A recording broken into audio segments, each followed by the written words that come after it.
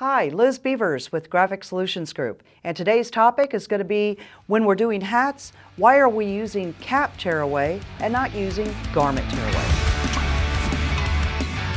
The reason why we have cap tearaway opposed to garment tearaway is the weight. It's very important on hats that we have a very sturdy, thick tearaway backing, and all cap backing is usually 3 ounces.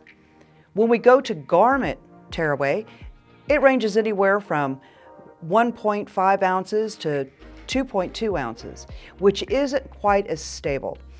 When we're working with hats, even though you have what they call a buckram backing, which is this nice mesh in the back, you still want to use a tearaway and use your cap tearaway.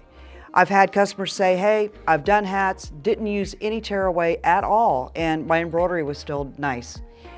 And that can be the case. I've missed doing it before as well. However, with this buckram backing, it has a lot of hills and valleys in the back, and you want your bobbin to have something smooth to sit on. That's why it's still important to use cap backing when you're embroidering on hats.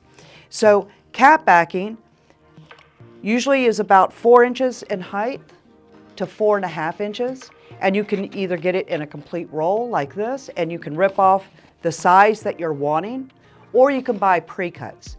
But you will tell a huge difference between cap backing. It's much stiffer, heavier than your definite garment backing tearaway. So when you're using hats, always use a 3-ounce cap backing for the best results. For more tips and tricks, give us a call here at Graphic Solutions Group. You can ask for Liz Beavers. I'll be happy to help you.